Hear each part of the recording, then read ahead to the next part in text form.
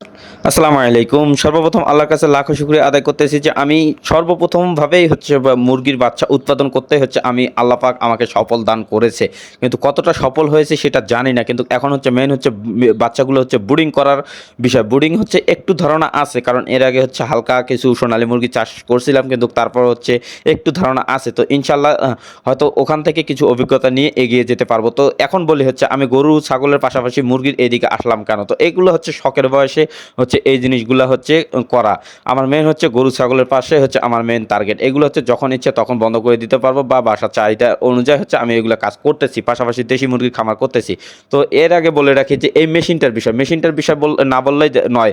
তো মেশিনটা হচ্ছে এমন এক ভাইয়ের কাছে নিছি, হচ্ছে এই ভিডিওতে বলা সম্ভব হচ্ছে না যে এতবারই সে মহান একটা ব্যক্তি। আমরা যার কাছে খাবার নিতাম সে হচ্ছে আমার যেই দোকান থেকে খাবার নিতাম সে হচ্ছে আমার নানা। সেই নানার সঙ্গ থেকে একটা আ মানে লাইন লেগে তার হচ্ছে হচ্ছে ওই ভাইয়ের কাছে আমি আরকি যে চলে গেছি হচ্ছে এই মেশিনটার জন্য। এই মেশিনটা হচ্ছে ভাই দেখেন, এই যুগে একটা মেশিন যে কেউ ফ্রিতে চালাইতে দিবে এটা হচ্ছে অনেক একটা আ বলার ভাষা নেই ভাই। এই যুগে এসে যে একটা মেশিন আমাকে কেউ ফ্রিতে চালাইতে দিবে। ওই ভাইয়ের কাছে গিয়েছিলাম, ওই ভাইকে বলছিলাম যে, "ভাই আমার কিছু ডিম আছে, এই বাচ্চাগুলো হচ্ছে আমাকে উৎপাদন করে দিতে হবে।" তার পড়াশোনার চাপে হচ্ছে সে বাচ্চাগুলো উৎপাদন করতে পারে নাই। তার কারণে হচ্ছে আমাকে মেশিনটা সে নিজ ইচ্ছায় দিয়ে গেছে।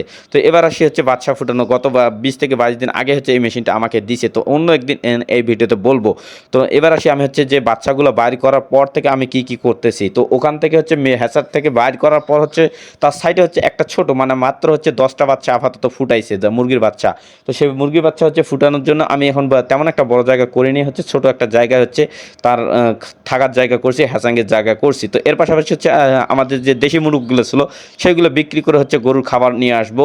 ২ টা মুরগ বিক্রি করব। তো ২ টা মুরগ বিক্রি করলে আমার আলহামদুলিল্লাহ ১ বস্তা ফিটের টাকা হয়ে যাবে। গরুর খাবারের টাকা ১ বস্তার খাবারের টাকা হয়ে যাবে। এইজন্য আমি ২ টা দেশি মুরগ বিক্রি করে দিলাম আজকে। তো এরপরে আসতেছি হচ্ছে বাচ্চা তো তার আগে হচ্ছে যে বাচ্চাগুলো যে আমি হ্যাচিং করব, তো সেই কারণে হচ্ছে যে ওইখানে হচ্ছে চটের বস্তা দিয়ে কিন্তু আমি হ্যাচিংটা করি।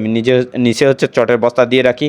তো তার উপরে হচ্ছে চট দিয়ে ঢাকায় রেখে আগে লাইট দিয়ে হচ্ছে যে ওই জায়গাটা একটু তাপ দিয়ে রাখলাম।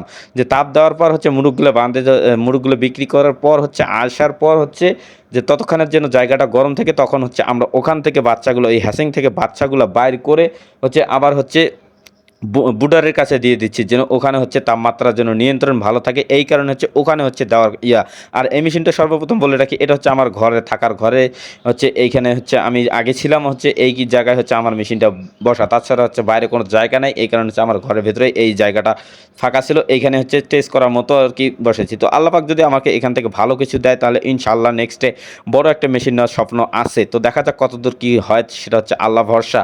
তো ততদিনে ছোটটা নিয়ে কাজ করে যাচ্ছি। দেখা যাক কতদূর আল্লাহ পাক আমাকে সফল করে। আর মেন কথা হচ্ছে আমি কিন্তু হচ্ছে গরু ছাগল নিয়েই হচ্ছে পড়ে আছি এখনো। তো এখন হচ্ছে আমি হচ্ছে এখানে হচ্ছে ৩ ধরনের ডিম ফুটাইছি। তো যেগুলো হচ্ছে ডিম ফুটাইছি ওইগুলো হচ্ছে খুব শখের ডিম, শখের মুরগির থেকে ডিম বা করে বাচ্চা ফুটাইছি। তো এইটা ভিডিওটা হচ্ছে কোনো একদিন ভিডিওতে বলে দেবো ইনশাআল্লাহ। আর বাদবাকি যেগুলো ডিম দেখতেছেন এখানে হচ্ছে হাঁসের ডিম আছে। তো সঙ্গে হাঁসের ডিমও দেওয়া হয়েছে। তো সকলে ভালো থাকবেন, আমার জন্য দোয়া করবেন। আমি যেন এই ছোট্ট খামারটা বড় করতে পারি এটাই আপনাদের কাছে কামনা করতেছি। ততদিনে ভালো থাকবেন, সুস্থ থাকবেন। আল্লাহ হাফেজ। আসসালামু আলাইকুম ওয়া রাহমাতুল্লাহি ওয়া বারাকাতুহু।